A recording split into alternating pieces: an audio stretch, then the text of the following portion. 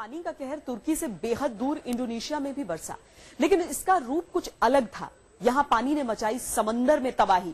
Indonesia में मुसाफिरों से भरा एक जहाज पानी में डूब गया। जहाज पर 288 मुसाफिर सवार थे। बचाव दल समंदर से अब तक 25 लाशें निकाल चुका है।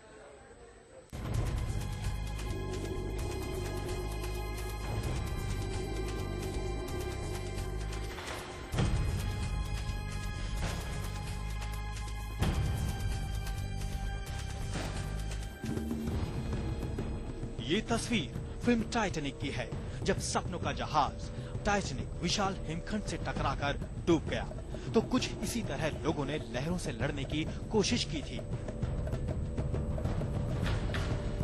कुछ जिंदगी की इस जंग में जीत गए तो कई लहरों से मात खा गए।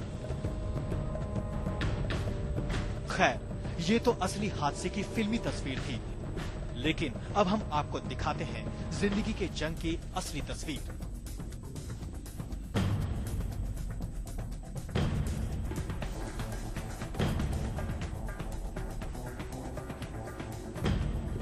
इन तस्वीरों को गौर से देखिए। इनमें चल रही है लड़ाई जिंदगी और मौत के बीच। नीचे समंदर की लहरें इंसानी जिंदगियों को निगलने को बेताब हैं, तो दूसरी तरफ तूफानी थपेड़े का कहर हौसला तोड़ रहा है। ये दिल दहला देने वाली तस्वीरें हैं उस जहाज हादसे की जिसने कई जिंदगी ली।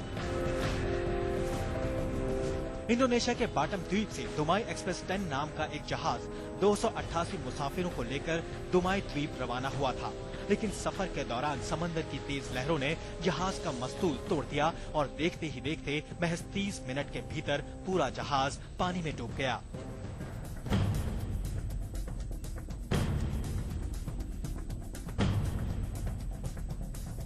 दुमाई एक्सप्रेस 10 के मुसाफिर खुशकिस्मत थे कि उसी जहाज के साथ साथ एक और जहाज समुद्र में मौजूद था। जैसे ही जहाज ने जल समाधि ली, पास से गुजर रहे जहाज के नाविक फौरन बचाव के लिए आ पहुंचे। काफी देर तक जिंदगी और मौत की जंग चलती रही। लाइफ बोट से एक एक मुसाफिरों को खींचना बहुत आसान काम नहीं था।